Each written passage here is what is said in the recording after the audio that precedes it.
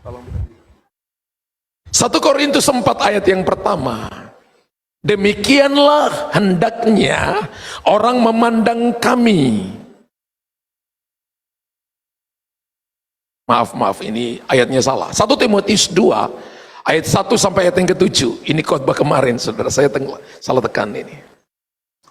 1 Timotius 2 ayat yang pertama sampai ayat yang ke-7. Ganti multimedia. 1 Timotius 2 ayat pertama sampai ayat yang ke-7. Pertama-tama, aku menasehatkan, naikkanlah permohonan, doa syafaat, dan ucapan syukur untuk semua orang, untuk raja-raja, dan untuk semua pembesar, agar kita dapat hidup tenang dan tentram dalam segala kesalehan dan kehormatan.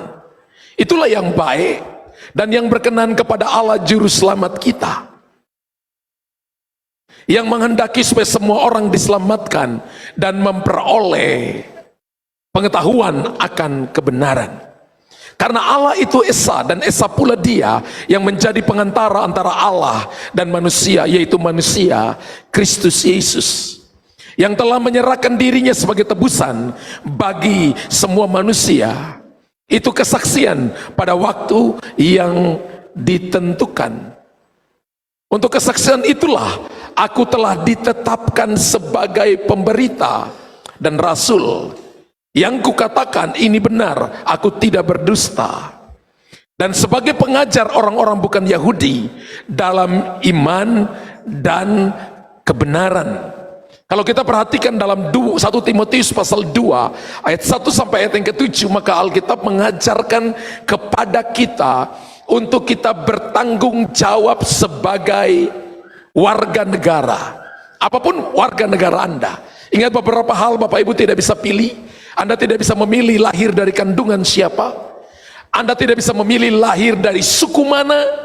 Dan Anda tidak bisa memilih lahir dari bangsa mana. Sekalipun ada beberapa orang yang mengganti kewarganegaraannya, tapi saya percaya ada sebuah panggilan Tuhan yang sangat jelas bagi saudara dan saya, supaya kita bertanggung jawab dimanapun kita berada sebagai warga negara yang baik.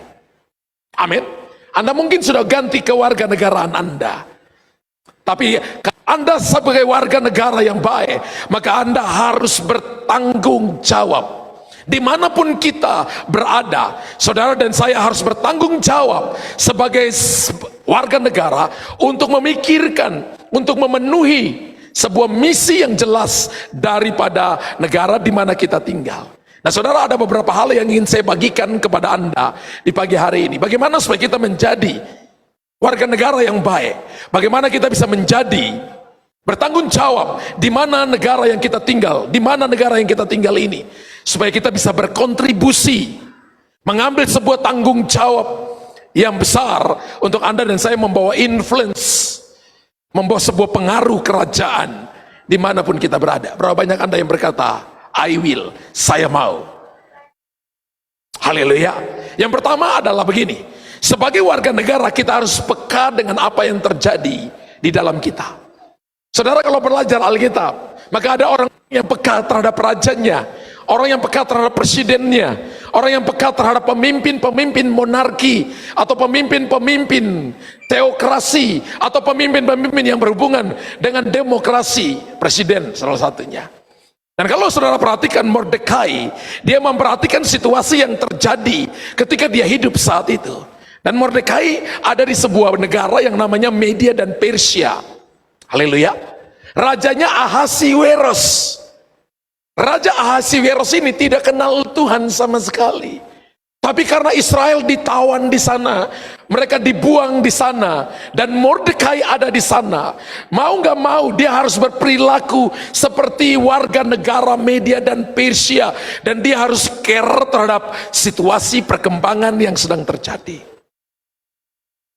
Bapak Ibu, sebagai orang Kristen kita tidak boleh hidup hanya untuk diri kita sendiri.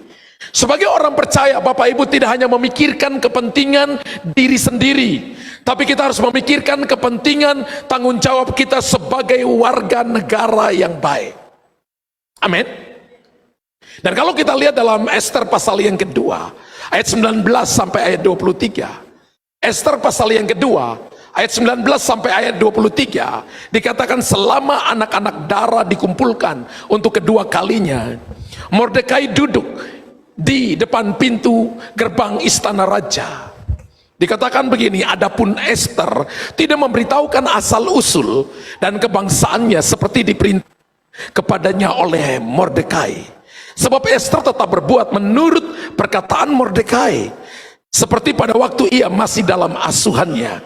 Pada waktu itu, ketika Mordekai duduk di pintu gerbang istana raja, perhatikan ayat 21 Bapak Ibu. Ya, sakit hatilah Bigtan dan Teres, dua orang sida-sida raja yang termasuk golongan penjaga pintu. Lalu berikhtiarlah mereka untuk membunuh Raja Ahasiweros. Tetapi perkara itu dapat diketahui oleh Mordekai. Lalu diberitahukannya lah kepada Ester, sang ratu. Dan Ester mempersembahkan kepada raja atas nama Mordekai. Ahasiweros sangat peduli dengan situasi kerajaan itu. Ada dua orang sida-sida raja, pengawal raja yang paling dekat dengan raja, berikhtiar untuk membunuh raja. Ayat 23 berkata, perkara itu diperiksa dan ternyata benar. Maka kedua orang itu disulakan pada tiang, dan peristiwa itu dituliskan di dalam kitab sejarah di hadapan raja. Anak-anak kita, gereja ini ada gereja anak ya. Anak-anak kita bisa dibawa ke sebelah Bu, supaya mereka boleh terlibat di gereja anak. Ya, Bapak Ibu yang punya anak boleh diajak supaya mereka bisa ikut gereja anak. Ya, sehingga mereka bertumbuh, mereka bisa main, mereka bisa teriak-teriak di sana. Betul? Kalau orang-orang besar sambil lari, sambil saya khotbah teriak-teriak, maka saya akan doa Anda kelepasan. Ya, Anda sedang mengalami deliverance. Ya, kita sediakan tempat di sana. Terima kasih Bapak Ibu untuk pengertiannya. Oke. Kalau kita bicara tentang Mordekai, maka Mordekai adalah satu pribadi yang sangat menyadari bahwa kepemimpinan dalam satu negara, satu bangsa itu tidak sempurna. Seorang presiden tidak sempurna, seorang raja tidak sempurna. Amin. Suamimu juga tidak sempurna, gembala Anda juga tidak sempurna, pemimpinmu di kantor tidak sempurna. Karena itu kita butuh orang-orang yang mau peduli dengan negara, mau datang dan menjaga kelemahan dari pemimpin-pemimpin kita. Kita tidak menjatuhkannya, tapi kita mendukung dalam doa, kita mendukung dalam karya, kita mendukung dalam kepintaran, dalam teknologi. Kita bisa mendukung dalam kita datang dan berdoa secara pribadi, ambil waktu doa dan berpuasa.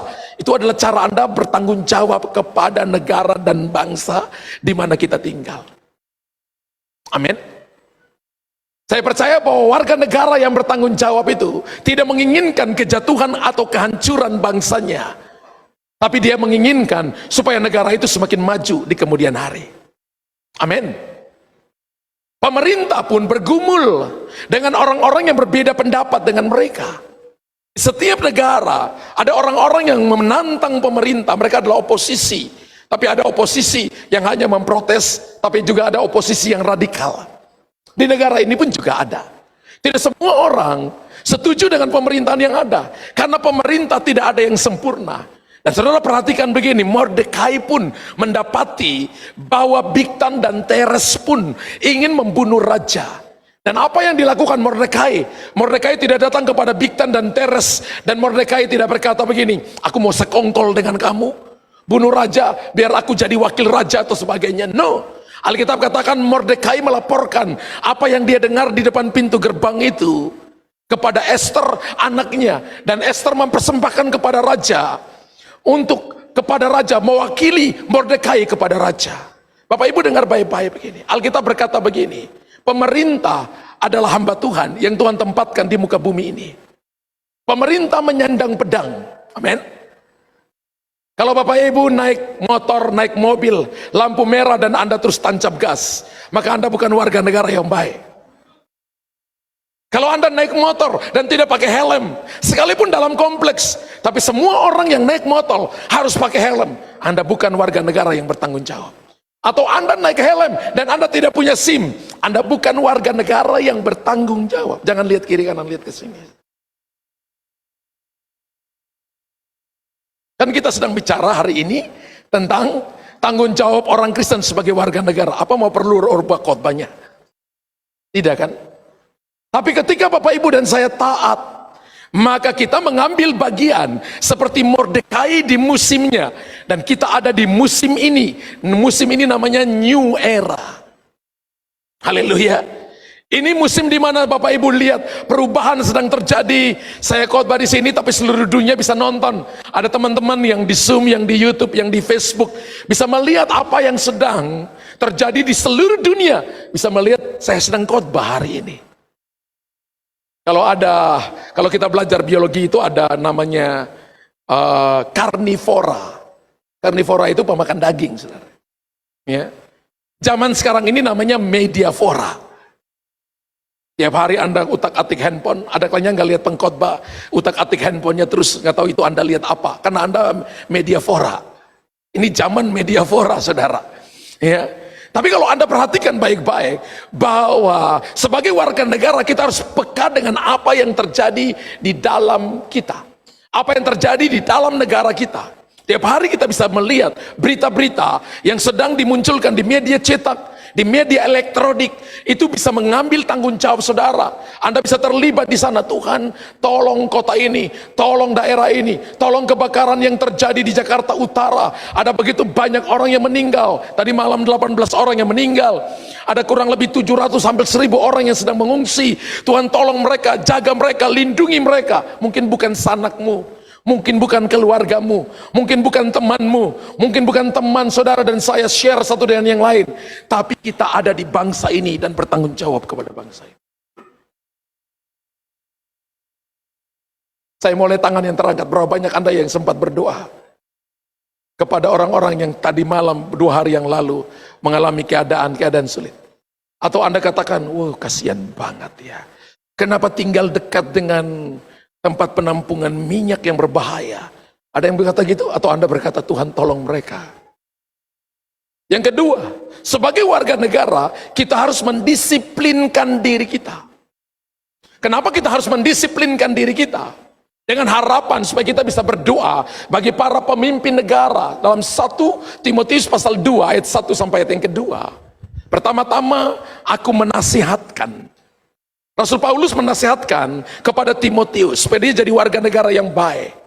Amin. Timotius ini anak muda, saudara. Dan Rasul Paulus menasihatkan kepada dia, pertama-tama aku menasihatkan, naikkanlah permohonan, doa syafaat, ucapan syukur untuk semua orang. Tidak dikatakan hanya kepada gereja lokal, hanya kepada teman-teman pelayananmu, hanya kepada kotamu, tapi kepada semua orang, untuk raja-raja dan untuk semua pembesar, mulai dari presiden, wakil presiden, para menteri, sampai kepada gubernur, dengan semua muspida tingkat 1, muspida tingkat 2, wali kota, bupati, sampai kepada RT dan RW. Kita semua harus berdiri dan menjadi tanggung jawab di hadapan Tuhan dalam doa. Untuk raja-raja dan untuk semua pembesar, agar kita dapat hidup tenang dan tentram dalam segala kesalehan dan kehormatan. Haleluya. Amin. Tadi ketika saya berdiri dan menyembah Tuhan di situ, tiba-tiba Roh Kudus ingatkan, sudah lama aku nggak lihat kamu ajak jemaatmu untuk doa semalaman. Berapa banyak yang pernah ikut doa semalaman? Kita dulu paling sering sebelum pandemi sering doa semalaman. Ada yang doa sambil ketiduran, yang penting Anda ada di hadirat Tuhan. Yang penting Anda tidak tertidur di rumah-rumah yang salah, Anda salah alamat, tapi Anda tertidur di rumah Tuhan. Ingat bahwa Samuel tertidur di rumah Tuhan, tapi mendengarkan suara Tuhan. Samuel, dia belum tahu suara Tuhan yang mana. Haleluya. Dan saudara perhatikan baik-baik, Tuhan ajarkan Paulus, dan Paulus ajarkan kepada Timotius untuk bersyafaat. Anda dan saya sebagai warga negara yang baik, jangan cepat menghakimi seseorang, jangan cepat menjustifikasi seseorang, jangan cepat berkata, oh pemimpinku begini, presidenku begini, rajaku begini, bupatiku begini, wali kotaku begini, gubernurku begini. Tadi saya mulai bahwa setiap pemimpin mereka punya kelemahan dan tidak sempurna. Bagian gereja adalah berdiri dalam syafaat, mendisiplinkan diri, berjaga-jaga kepada pemimpin-pemimpin kita, bertanggung jawab di hadapan Tuhan untuk mendoakan mereka. Amin. Kita harus mendisiplinkan diri supaya saudara dan saya berjaga kepada para pemimpin. Anda harus tahu, presiden Anda harus doakan, nama wali kota, nama gubernur di provinsi di mana Anda tinggal, Anda harus mendoakan mereka. Siapa gubernur provinsi Sulawesi Selatan?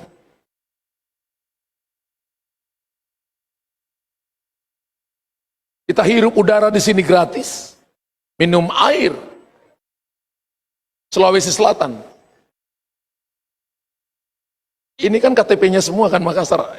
Yang ada di provinsi yang lain tak tahu nama gubernurnya. Berarti Anda nggak pernah doakan gubernurmu.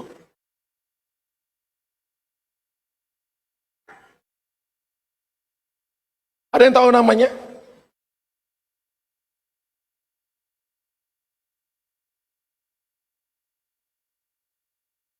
Jangan jawab kalau salah.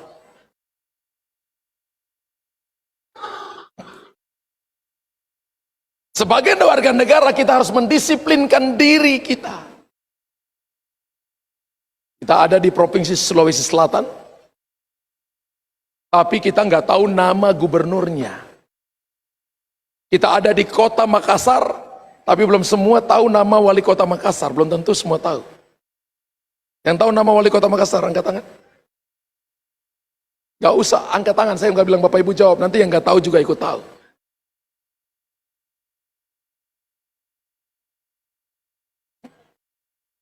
Sebagai warga negara kita harus mendisiplinkan diri. Bapak Ibu harus berdiri dan bertanggung jawab. Pergantian pemimpin Anda harus tahu namanya. Supaya kita berdoa kepada mereka dalam permohonan doa syafaat. Gereja ini melatih kita untuk mujizat pagi hampir setiap minggu. Tapi saya belum melihat semua Anda terlibat. Itu bukan untuk gembala. Tapi itu untuk Anda dengan Tuhan bertanggung jawab di hadapan Tuhan. Kita harus mendisiplinkan diri kita, bertanggung jawab untuk menciptakan damai. 1 Timotius 2 ayat yang kedua dan ayat yang ketiga tadi berkata begini, untuk raja-raja, untuk semua pembesar, agar kita dapat hidup tenang dan tentram dalam segala kesalehan dan kehormatan. Itulah yang baik dan yang berkenan kepada Allah, juru selamat kita. Kita berdoa supaya menciptakan damai. Ingat bahwa damai tidak dapat diambil, tidak dapat dibawa oleh satu kerajaan, tidak dapat diambil alih oleh satu negara yang punya adik kuasa, nggak bisa. Tapi damai bisa diambil oleh anak-anak Tuhan yang berdiri dan bertanggung jawab menjadi pembawa damai. Amin. Damai yang Tuhan berikan kepada saudara tidak sama seperti damai yang diberikan oleh dunia. Kalau kita perhatikan Yohanes pasal 14 ayat 27, damai sejahtera yang aku berikan kepadamu tidak sama seperti damai yang diberikan oleh dunia. Berarti dunia juga berikan damai sejahtera. Damai sejahtera yang diberikan oleh dunia berkaitan dengan kedudukan, berkaitan dengan harta, berkaitan dengan posisi, berkaitan dengan Anda dan saya punya prestasi, maka Anda damai. Tapi ketika Anda tidak bekerja, kita harus membawa damai di tempat pekerjaan kita. Disiplin yang ketiga adalah keselamatan seluruh rakyat. 1 Timotius pasal 2:4 berkata begini, yang menghendaki semua orang diselamatkan dan memperoleh pengetahuan akan kebenaran. Jadi hati Tuhan sangat care dengan keselamatan semua orang. Haleluya. Kalau hari ini saudara dan saya, berapa jumlah kita yang hadir di pagi hari ini? Terlalu sedikit.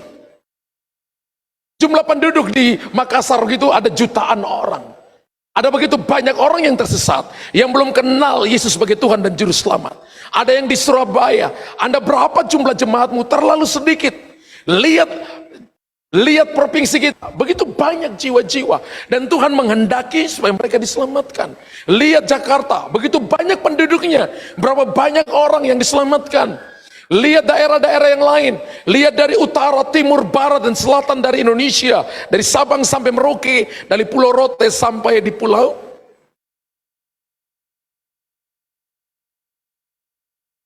Semuanya Masih banyak yang belum diselamatkan. Tugas siapa? Tanggung jawab kita. Tanggung jawab kita untuk memberitakan firman. Tanggung jawab kita untuk mendoakan mereka. Semua yang Bapak Ibu dan saya miliki itu adalah fasilitas untuk mendukung kita melayani Tuhan dengan sungguh-sungguh. Katakan amin. Bukan cuma keselamatan jiwa-jiwa, tapi Tuhan mau bahwa gereja Tuhan, orang Kristen harus membayar pajaknya. Haleluya. Apa hamba Tuhan boleh bayar pajak? Saya bayar pajak, saudara. Haleluya. Kenapa? Tuhan berkata kepada Petrus begini, berikanlah kepada Kaisar apa yang wajib kamu berikan kepada Kaisar, dan berikanlah kepada Tuhan apa yang wajib kamu berikan kepada Tuhan. Hari ini kan kita kasih kesempatan kepada jemaat untuk mengembalikan milik punyanya Tuhan, yaitu 1/10. Dan ada bagian yang harus kita berikan kepada Kaisar, kepada pemerintah, dalam hari ini pajak, dan itu harus tanggung jawab saudara dan saya. Itu cara kita mendukung negara kita supaya maju. Itu cara kita mendukung negara kita supaya orang bisa melihat bahwa pada kita ada Tuhan yang hidup yang menolong kita. Tuhan Yesus bayar pajak engkau, bayar. Tuhan berkata begini, pergi pancing ikan dan buka mulut ikan yang pertama, maka kamu akan ketemukan di situ 2 peser 1 dinar, bayar untukku dan juga bayar untukmu. Wow. Kalau saudara dan saya bekerja dan Anda menyembunyikan pajak, kita bukan orang Kristen yang bertanggung jawab. Tapi kalau Anda melakukan dengan benar, sekalipun situasi orang yang mengelolanya mungkin ada yang tidak benar, tapi Anda melakukan untuk Tuhan, maka keran surgawi akan tetap terbuka bagi saudara. Berkat akan tetap diperintahkan bagi Anda. Anda tidak akan pernah menjadi miskin, karena ini adalah salah satu tanggung jawab yang Tuhan berikan kepada kita sebagai seorang warga negara. Matius pasal 22 ayat 20 dan 21 berkata begini, maka ia bertanya kepada mereka, gambar dan tulisan siapakah ini?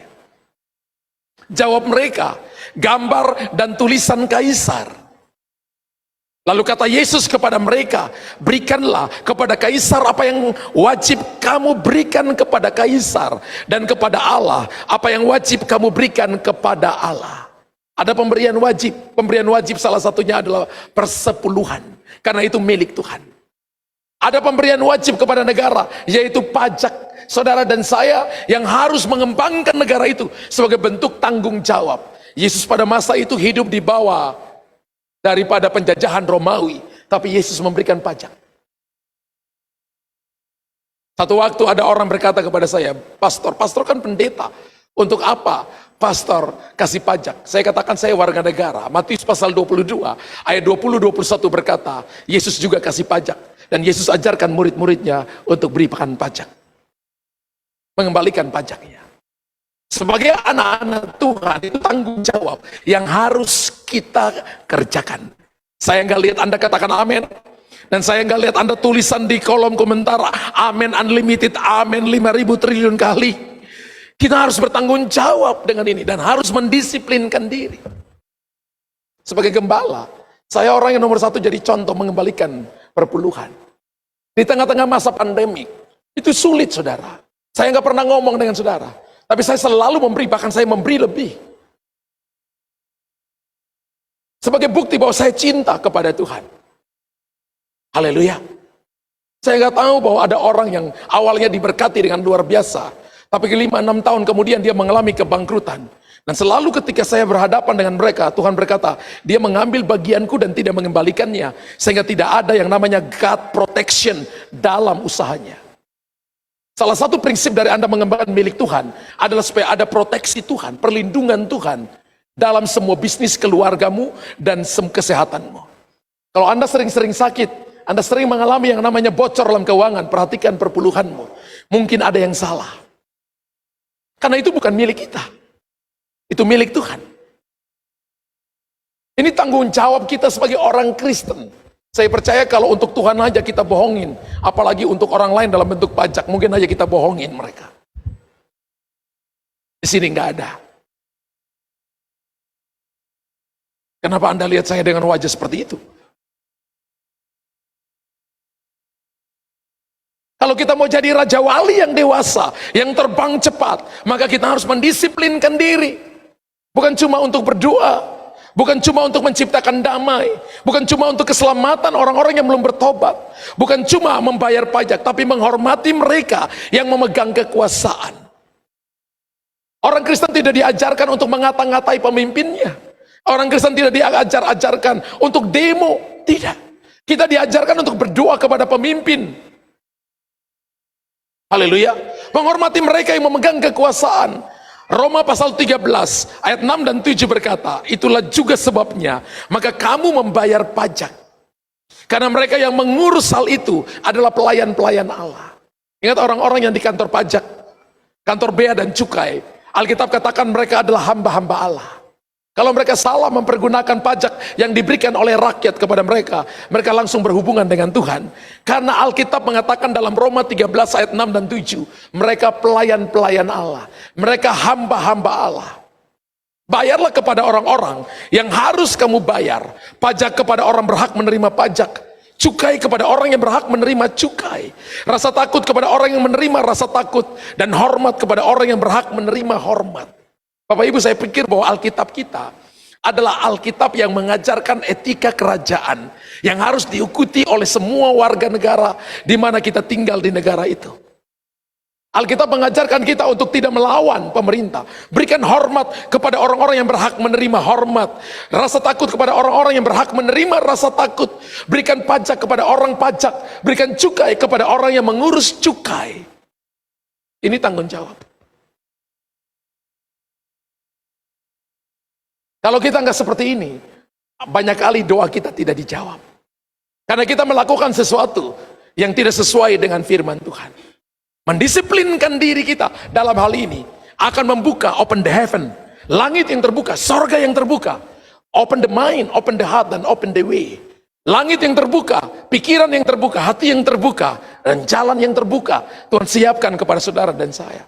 Betul, saya katakan bahwa orang Kristen selalu hadapi masalah, selalu punya persoalan, selalu punya tantangan. Tapi Tuhan akan mendampingi Anda dengan jalan keluar. Memberikan kepadamu jalan keluar, memberikan kepadamu kekuatan. Tidak melampaui kekuatanmu. Sebab Allah setia, sebab pada waktu kamu dicobai, Dia akan menolong saudara dan memberikan kepadamu kekuatan yang baru.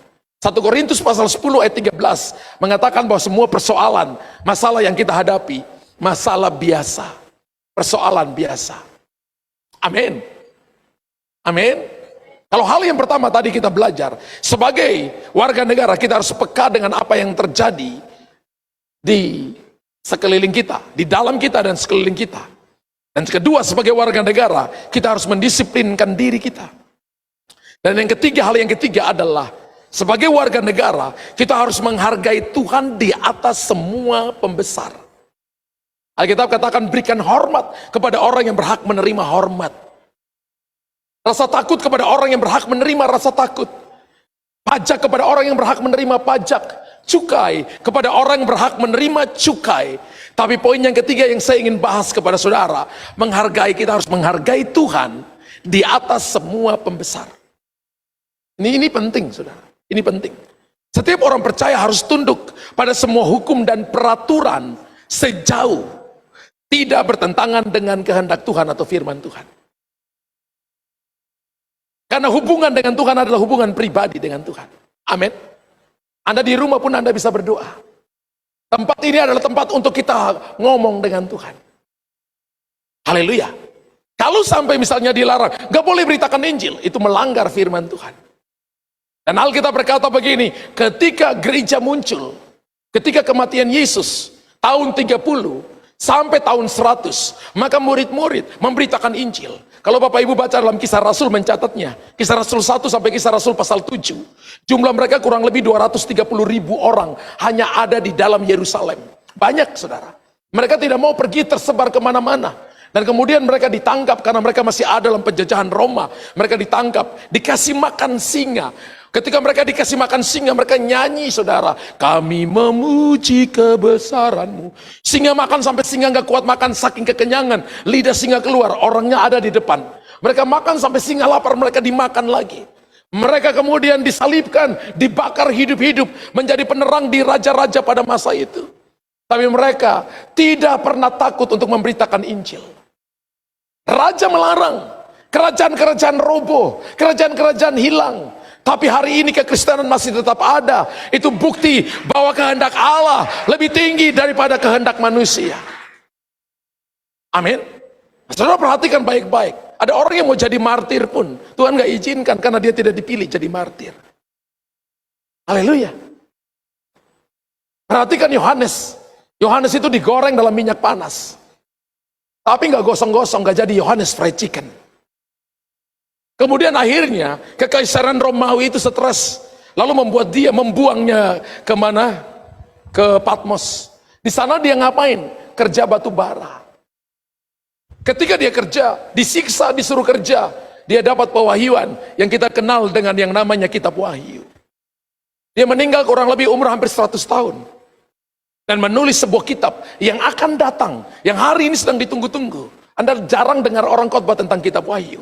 Karena kitab ini adalah kitab nubuatan. Dan harus dikhotbahkan juga secara nubuatan. Kalau basically dasar firman yang gak kuat, maka Anda bisa sesat ketika menerjemahkan kitab Wahyu ini. Karena ini adalah sebuah kitab yang hanya dapat dimengerti secara profetik. Maka Anda harus minta Roh Kudus pimpin Anda karena diwahyukan oleh Roh Kudus. Dan firman Allah berkata begini, menghargai Tuhan harus di atas semua pembesar. Haleluya. Amin. Satu saat nanti ketika satu waktu gereja dilarang untuk ibadah, Anda bisa ibadah di rumah. Kalau dilarang beritakan firman, maka tetap beritakan firman. Kalau Alkitab katakan ketika Anda ditangkap, ya jangan bicara apa-apa. Alkitab ajarkan kita, diam diri, kamu jangan melawan. Dan Roh Kudus akan memberikan kepadamu hikmat dan pengertian untuk engkau bisa bersaksi tentang nama Tuhan. Saya dengar amin cuma satu orang di sini. Saya nggak lihat ada tulisan amin di sana.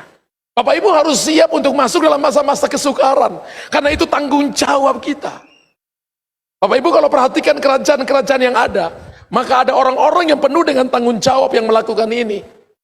Ya, ketika mereka ada dalam satu kerajaan yang sangat-sangat otoriter, seperti Sadrak, Mesak, dan Abednego dalam Daniel pasal 3 ayat 16 sampai ayat yang ke-18.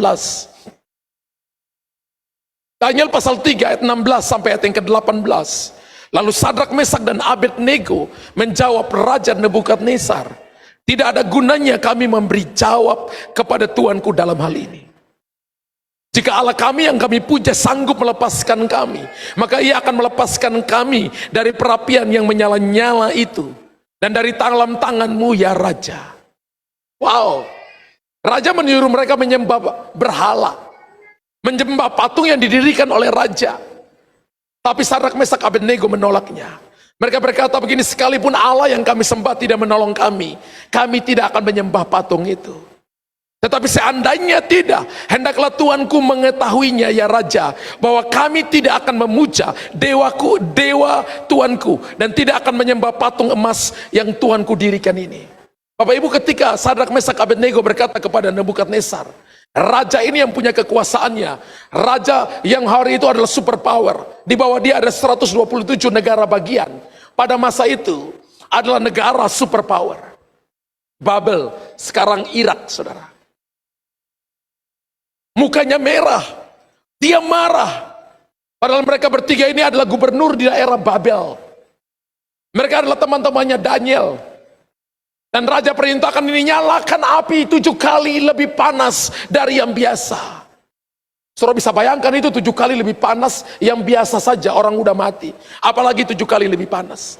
Dinyalakan 7 kali lebih panas. Apakah itu ada remote-nya mungkin diputar saudara? Sehingga itu bisa nyala 7 kali lebih panas. Bisa dilihat grade-nya, grade 1, grade 2, grade 3, grade 4, grade 5 sampai grade 7.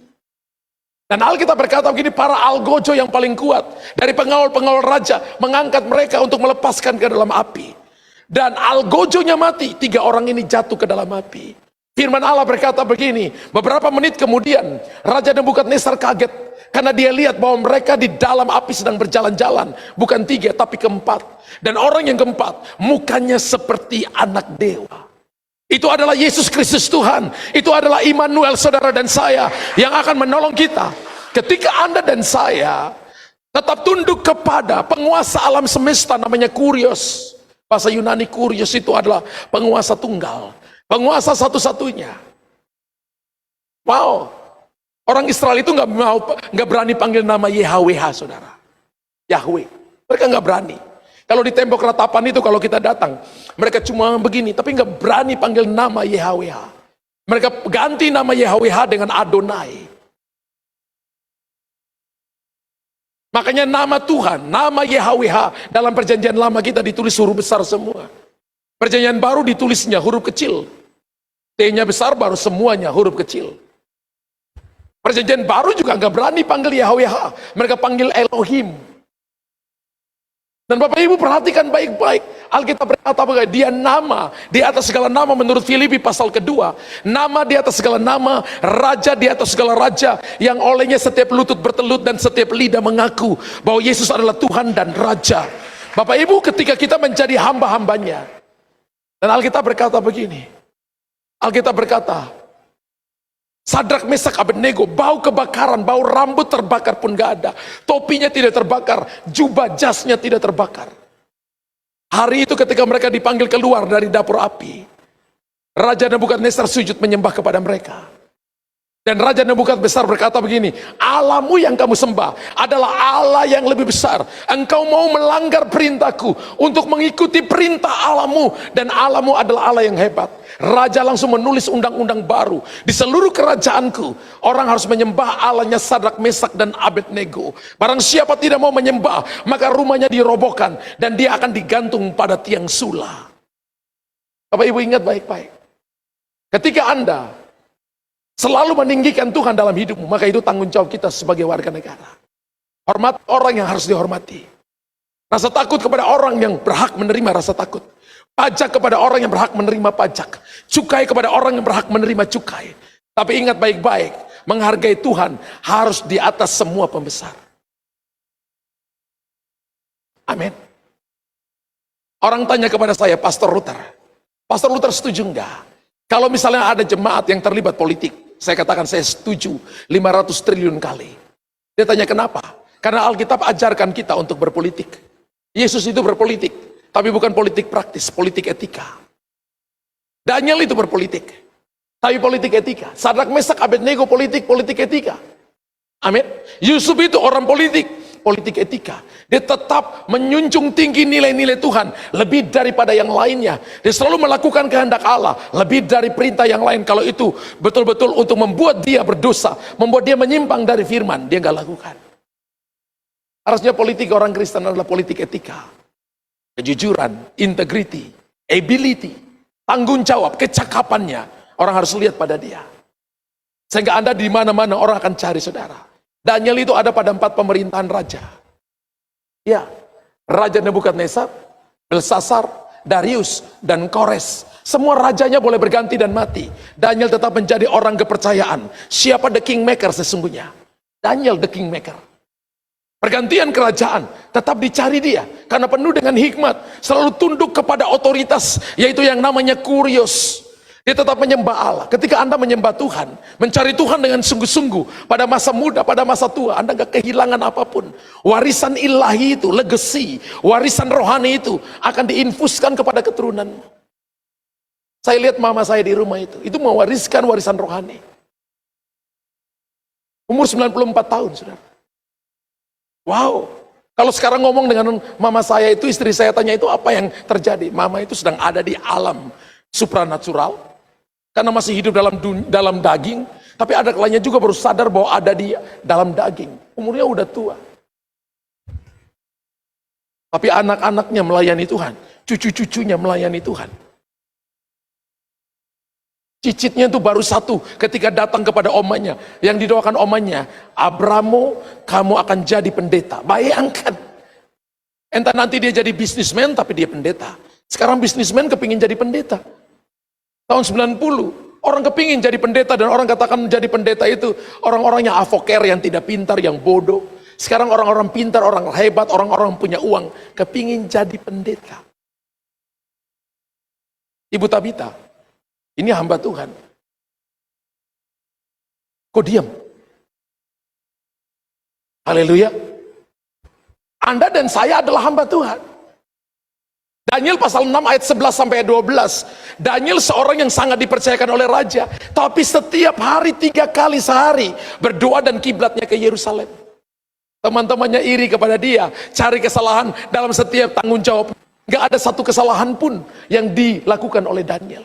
Satu-satunya kesalahan yang mereka bisa pakai adalah dalam ibadahnya Daniel. Lalu mereka bikin undang-undang baru selama 30 hari ke depan, bahwa tidak boleh ada yang menyembah kepada ilah lain selain menyembah kepada raja saja. Apakah Daniel takut? Apakah Daniel tunduk kepada undang-undang yang melarang dia ibadah? No, dia tetap naik. Dia tetap tahu bahwa ada konsekuensi pelanggaran terhadap hukum ini. Dia tetap naik, dan 3 kali sehari dia menghadap Yerusalem. Dan mereka datang kepada raja, mereka berkata, Daniel lakukan pelanggaran. Raja Darius tahu bahwa ini teman-teman Daniel ini iri kepada dia. Mereka bikin hukum untuk menjebak Daniel. Tapi karena undang-undang Media dan Persia itu, 1 kali undang diberikan, undang-undang dilakukan, raja pun gak bisa rubah itu. Dan Daniel dilemparkan ke dalam goa singa. Alkitab mencatat kepada kita dengan sangat jelas dalam Daniel pasal 6 ayat 11 sampai ayat yang ke-29. Alkitab katakan singa lapar. Dan ketika Daniel diturunkan dalam singa itu, malaikat mengatupkan mulutnya. Malam itu Daniel jadikan singa bantal guling dan bantal peluknya, bantal untuk dia meletakkan kepalanya.